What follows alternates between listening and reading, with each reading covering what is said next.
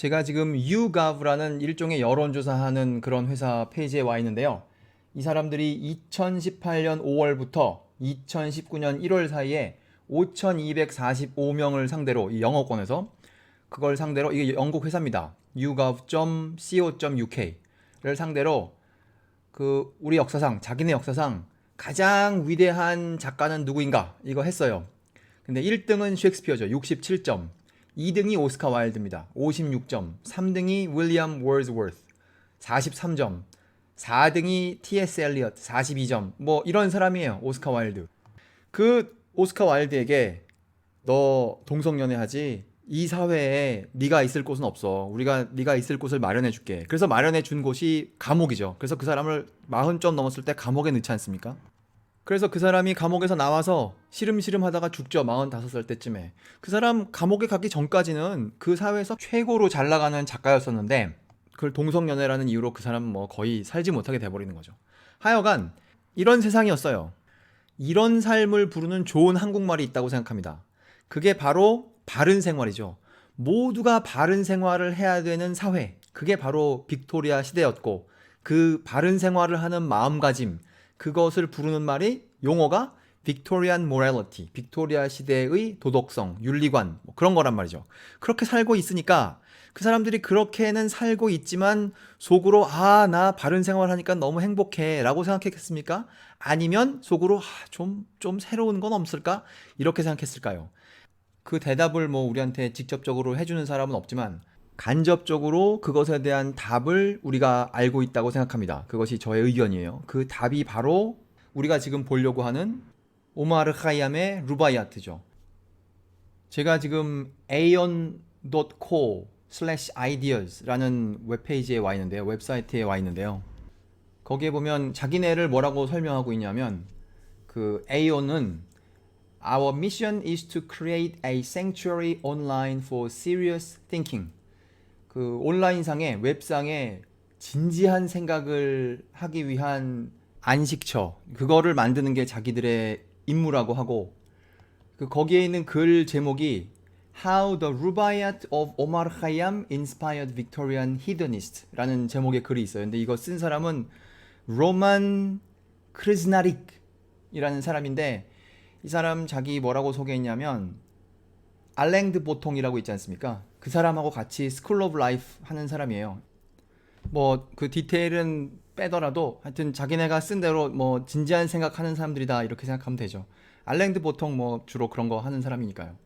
그런데 이제 여기 이 글에 보면 그 루바이아트에 대한 설명을 하고 있습니다. 거기 보면 그게 나오고 나서 한 3, 4년 내에 엄청 유명해지는데 우리도 그 서점에 가면 뭐 온라인 서점에 가도 마찬가지죠. 논어라고 치면 논어를 진지하게 번역한 것도 있지만 그 논어의 내용을 아이디어를 가져다가 다른 형식으로 해석한 것들이 있습니다. 예를 들면 무슨 뭐 중학생을 위한 논어 혹은 뭐 엄마를 위한 논어 그다음에 뭐 논어로 읽어보는 직장 생활 무슨 뭐 논어로 알아보는 처세술 뭐 그런 책들이 있을 수 있겠죠. 그런 식으로 논어라는 제목을 넣은 다양한 책들이 있는데 당시에 이 루바이아트도 하도 인기가 있어가지고 그에 관련된 책을 그것에 연결된 책을 447가지 출판물이 나왔다고 해요.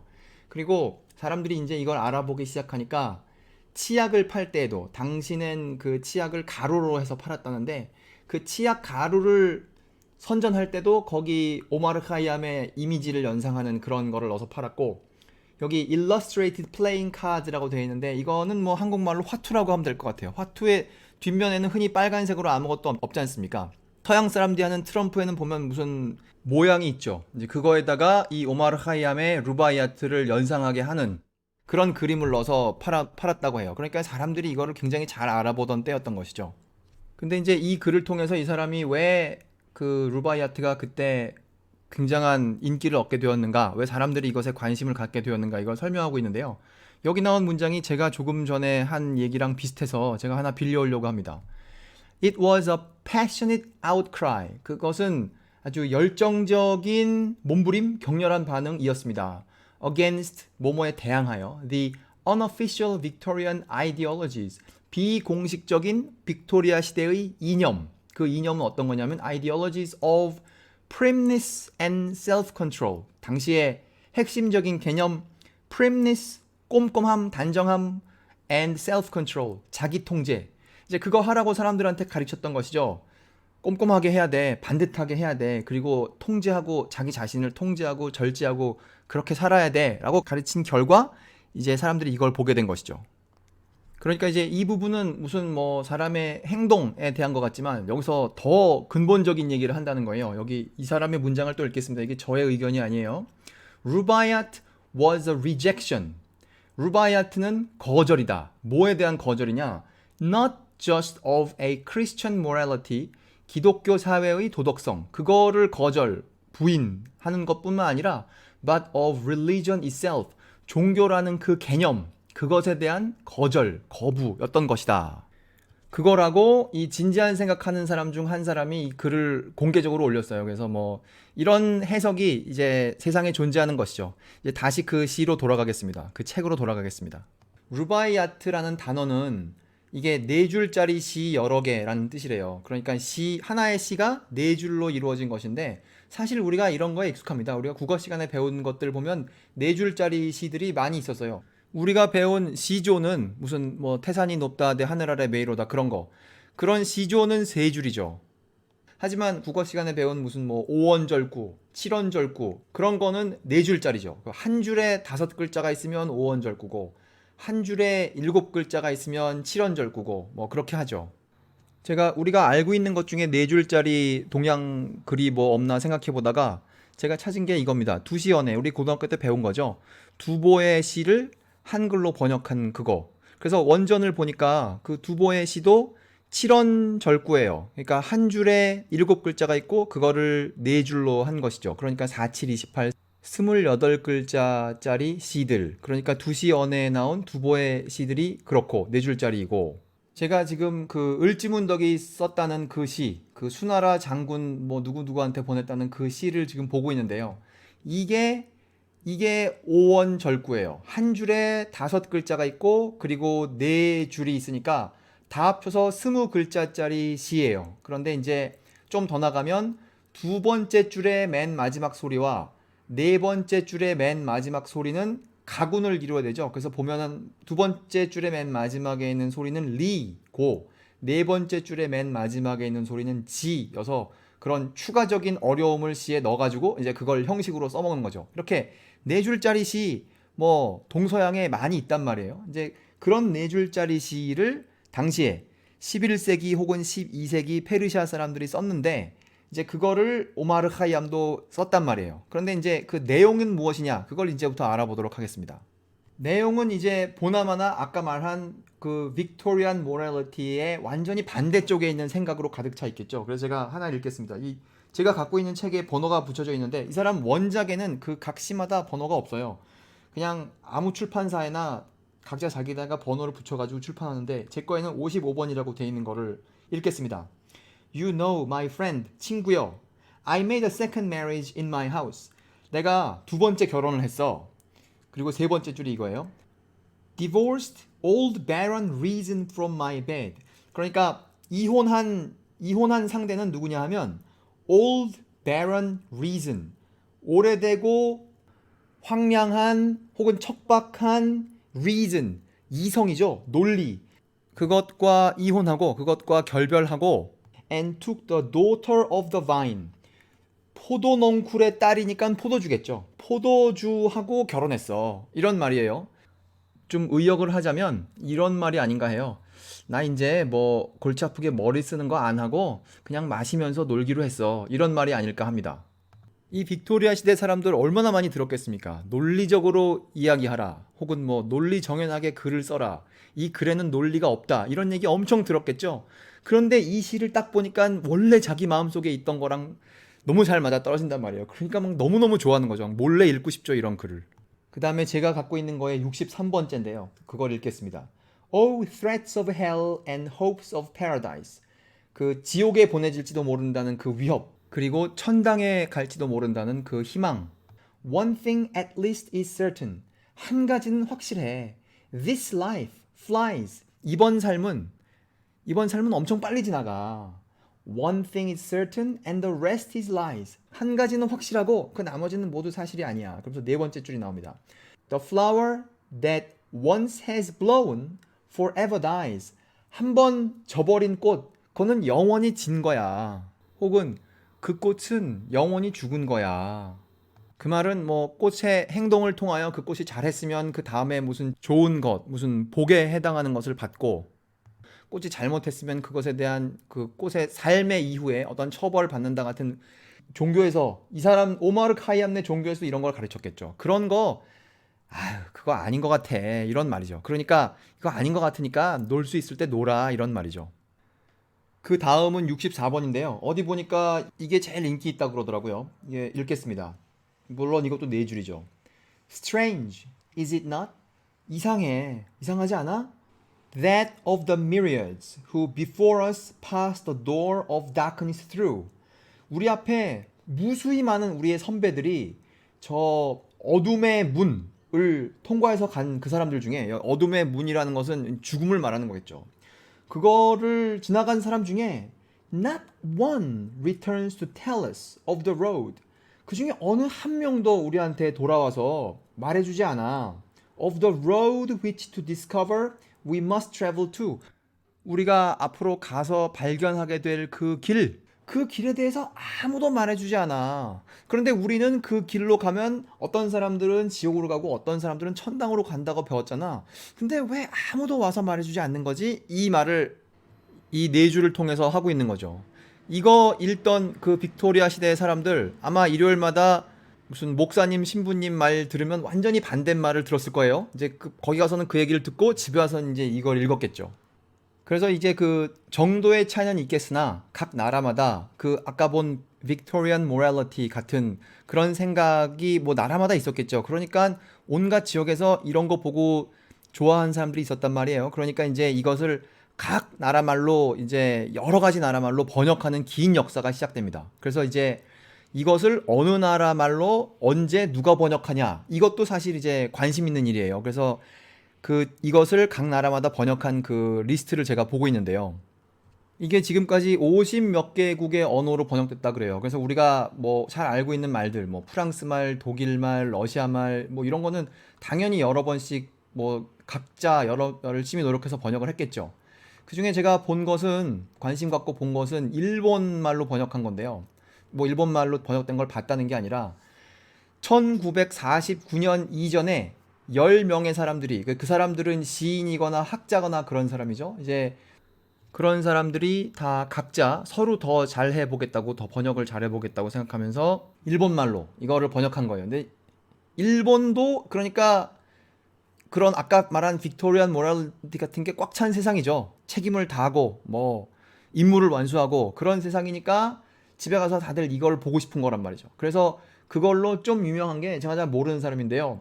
료사쿠 오가와라는 사람이 번역한 것이 잘 남아 있어서 이제 그게 뭐 널리 읽히고 있다고 합니다. 근데 그 사람 말고도 지금 다른 이름들이 잔뜩 있어요. 근데 왜 이 료사쿠 오가와라는 이름을 제가 읽느냐 하면, 오랫동안 한국에서 이거를 읽으려고 하면 그 료사쿠 오가와가 일본말로 번역한 것을 한국말로 옮겨다가 읽곤 했답니다. 혹은 뭐 우리의 선배들은 일본말을 잘 하시니까 그냥 일본말로 그냥 읽었을 수도 있겠죠. 그러니까 그 원작을, 그러니까 뭐 페르시아 말을 번역할 수는 없겠지만 적어도 영어로 된 것을 번역한 거, 그게 아쉬웠던 거예요. 그래서 어떤 사람들이 이제 왜 이런 건 없을까 하고 찾아봤나 보죠. 그래서 그러다가 어떤 분이 책임감을 가지고 이걸 번역하신 분이 계십니다. 이 서울대 영문학과 명예교수가 되신 이상옥 박사님이라고 하는데, 그 양반이 이 루바이아트를 번역했어요. 그러니까 원본은 그 에드워드 피츠제럴드 거를 이용해서 그걸 번역을 하셨죠. 그래서 이제 이게 뭐 언제인지 정확하게 모르겠으나 뭐 한 80년대, 90년대가 아닐까 생각해요. 이제 그걸 보고 김환영 기자라는 분이 글을 썼습니다. 이제 이 글은 언제 나온 글이냐면 2015년 어느 신문에 나온 글인데요. 힐링 시대 마음의 고전, 마음의 고전 중에 하나가 이 루바이아트라는 거죠. 그래서 그거에 대해서 뭐 설명했어요. 이 글 쓴 사람이 이거 뭐 어떤 글이고 누가 번역했고 원작자는 누구고 그런 걸 하면서 서울대 이상옥 교수가 시조풍으로 재해석한 그런 훌륭한 번역본이 있다. 그렇게 하시면서 그 한국말로 번역된 거를 여기 몇 개를 옮겨다 놨습니다. 그래서 제가 그 중에 하나를 빌려올라 그래요. 제가 못 본 건데 여기 있어서 그 중에 하나 읽겠습니다. 세속의 영화 위에 한숨 짓는 이, 예언자의 천국 바라 한숨 짓는 이, 귀한 것은 현금이니 외상 약속 사양하세, 먼 곳의 북소리에 귀 기울여 무엇하리. 이게 번역입니다. 좀 시 같지 않습니까? 이런 걸 읽으니까. 그러니까 지금 여기서 우리가 알게 된 것은 단순히 이것을 번역하느냐 안 하느냐 그 문제를 넘어서서 어느 분께서 이것을 번역하시느냐 하는 것도 의미 있는 주제라고 생각합니다. 한국 역사에 어떤 사람이 번역했느냐에 따라 이것이 더 많이 읽혔을 수도 있겠죠. 예를 들어서 무슨 이게 시니까 시대를 고려하여 무슨 시인 윤동주 이런 분이나 아니면 이상 이런 양반들이 만약에 과거에 이걸 번역할 기회가 있었다면 그랬다면 그 양반들을 통해서 이런 걸 더 많이 볼 수가 있었겠죠. 태국 거를 보니까 태국 거는 누가 번역했다고 되어 있느냐 하면 태국에서는 이거를 4번을 번역한 적이 있답니다. 근데 그 중에 한 번이 잘 알려진 번역인데 그걸 번역한 사람이 나라팁 프라판퐁이라는 사람인데 이 사람이 왕자예요. 프린스 나라팁 프라판퐁입니다. 그래서 제가 찾아가 보니까 정말 왕자더라고요. 이 사람이 로열 패밀리고 그런데 이제 이걸 하고 싶어서 이걸 했겠죠. 그 사람네 아버지가 몽굿이라는 사람이었다는데 그 몽굿이 왕이었다고 합니다. 태국에서. 만일 이 논리를 우리가 조선의 역사에다가 적용을 한다면 그러니까 1859년 이후에 그 왕실에서 좀 유명한 사람 그 사람 우리 하나 알고 있죠? 흥선대원군이 아니겠습니까? 물론 우리가 알고 있는 흥선대원군의 특성상 이 오랑캐의 꼬부랑 글씨 같은 거 이런 거 번역하실 분이 아니죠. 그리고 이 며느리랑 국정회 주도권을 놓고 다투시느라 또 바쁘시기도 하셨고 하지만 뭐 이런 것은 취미생활의 영역이니까 공적인 입장, 그 양반의 공식적인 입장과는 다르더라도 뭐 충분히 사람들이 잘 이해해 줄 거라고 생각합니다. 뭐 당시에는 이해 못할지 모르지만 지금 이해 못할 이유가 뭐가 있겠습니까? 만약에 어찌어찌 하여 그게 인연이 맞았다면 흥선대원군이 만약에 이걸 번역한 게 남아있다면 그 양반은 뭐 한자로 번역하셨겠지만 그걸 만약에 언문으로 한글로 번역하셨다면 그거 지금쯤 얼마나 많이 보고 있겠습니까? 이곳 시드니의 삶이 시간적으로 혹은 정서적으로 여유롭다는 것을 기록으로 남기는 의미에서 제가 여기서 역사적인 상상을 조금 더 하려고 합니다. 이 흥선대원군에 대해서.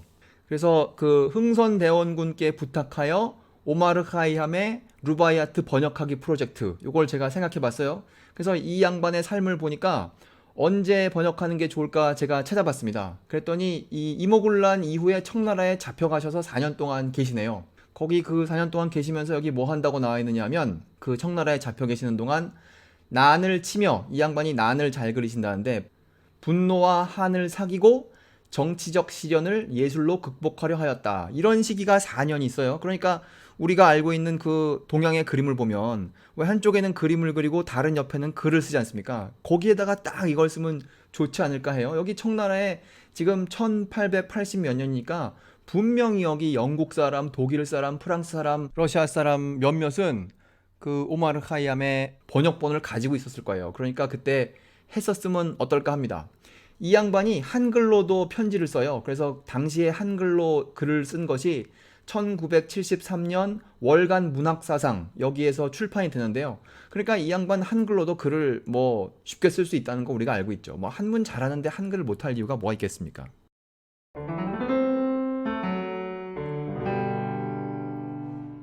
여기까지 하고 이제 맨 처음에 이 녹음을 시작할 때 어떻게 했는지 다시 한번 생각해 보기로 하죠. 맨 처음에 이 녹음을 할 때 전반부 녹음을 할 때 뭐라 그랬냐면 호주에서 출발하여 페르시아로 갔다가 뉴질랜드로 돌아온다고 했어요. 혹은 20세기에서 출발하여 11세기, 12세기로 갔다가 21세기로 돌아오겠다고 했죠. 그러니까 우리는 이제 뉴질랜드의 21세기로 가야 합니다. 오늘날의 뉴질랜드인 것이죠. 여러분의 그 삶을 통하여 뭐 TV에서 보셨건 아니면 직접 경험하셨건 간에 마오리라는 사람들은 이 우리가 지금 얘기한 이런 주제에 뭐 어떤 관심이 있을 거라고 생각합니까? 지금 우리가 얘기한 11세기, 12세기의 페르시아 혹은 뭐 우리가 지금 본 빅토리아 시대의 모랄리티 아니면 뭐 이런 거에 관련된 시인 루바이아트 이런 거 마오리라는 그런 우리가 가진 인상과 사람들이 가진 인상과 루바이아트라는 시를 읽는 그런 행동 그 연결이 잘 되시는지 안 되시는지 모르겠어요. 이 사람들이 그런 거 관심 있을까요? 아니면 그런 거 관심 없을까요? 2004년에 뉴질랜드에 있는 대학 중 하나인 와이카토 대학의 도서관에 어떤 방을 엽니다. 근데 그 방에는 어떤 두 사람이 페이 테 후리누이 존스라는 사람과 브루스 빅스라는 사람이 두 사람이 평생 뭐 함께 일한 것도 있고 각자 일한 것도 있고 그런 그 사람들이 일한 업적을 잘 전시해서 이제 사람들이 볼 수 있게 만들었는데요. 그 중에 그 앞에 있는 페이 존스라는 사람. 이 양반은 뭐 당연히 마오리겠죠. 이름이 테 후리누이니까. 이 양반은 일종의 정치가로서의 삶을 살았으나 또 다른 한편으로 이 영어로 된 걸 마오리어로 번역하거나 마오리어로 된 거를 영어로 만들거나 하는 그런 일을 열심히 했단 말이에요. 근데 이 사람이 번역한 것의 리스트가 여기 나와 있어요. 근데 이게 참 재밌어서 제가 조금씩 이거 읽어보려고 합니다. 제일 먼저 있는 그 작품의 제목이 이거예요. 후리아 히하. 근데 우리가 이거 잘 아는 제목입니다. 후리아 히하. 이게 바로 셰익스피어의 줄리어스 시저를 마오리어로 번역한 게 후리아 히하예요. 그 사람이 이거 번역했고 그 다음 번역한 작품이 오휘로.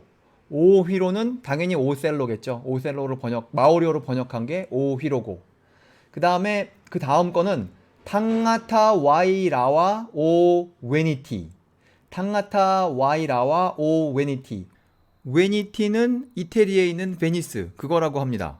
탕가타는 사람이고 탕가타 와이라와는 상인이죠. 그러니까 베니스의 상인 그것도 셰익스피어 거죠. 그거를 마오리어로 번역했고 그리고 또 이 양반이 번역한 거의 제목이 이거예요. 나 루파이 아나 아 오마 카이야마. 이게 우리가 오늘 하루 종일 얘기한 오마르 카이암의 루바이아트죠. 그것도 번역했어요, 이 사람이. 그래서 이런 걸 통해서 마오리도 이런 걸 읽는다라는 걸 알 수 있고 제가 이걸 안 다음에 이걸 다시 구글에 쳤더니 이제 이 번역을 지금 젊은 사람들이 2000 몇 년에 무슨 뭐 문학을 전공한다거나 영어를 전공한다거나 그런 사람들이 이런 걸 분석해서 올리고 그러더라고요. 이 사람은 언제 태어났느냐? 페이 테 후리누이 존스라는 양반은 1898년에 태어나요. 근데 공교롭게도 1898년이 흥선대원군이 돌아가신 해입니다. 이 기록에 보면 이 페이 존스라는 양반이 루바이아트를 언제 번역했는지 정확하게 연도가 나오지 않아요. 하지만 나이로 보건대 아까 일본 사람은 료사쿠 오가와라는 사람이 1949년에 했다고 하지 않습니까? 그러니까 그때쯤 되면 이 양반이 50살쯤 되는 거죠. 그러니까 뭐 그 비슷할 때가 아닐까 짐작해 봅니다. 그러니까 그때쯤부터 마오리들은 마오리어로 이 루바이아트를 읽었을지도 모른다라고 추론을 해볼 수 있는 것이죠. 그래서 루바이아트와 마오리 그건 여기까지고요. 이 긴 두 개의 녹음을 이제 정리할 때가 되었습니다. 이 녹음은 어디서 시작했느냐 하면 애들레이드에서 1948년 시체가 발견된 그 사건부터 시작해서 거기에 연루된 책, 그 책을 근거로 그 책을 쓴 사람과 그 책을 번역한 빅토리아 시대 그때를 알아보고 그 다음에 다시 뉴질랜드로 와서 뉴질랜드에서는 언제부터 이 루바이아트를 마오리어로 보게 되었는가까지 돌아보았습니다. 멜번에 산다 공식 헌정 팟캐스트 키위랑 호주 가자 두 개의 녹음을 통하여 서머턴 맨과 루바이아트에 관하여 알아보았습니다. 감사합니다.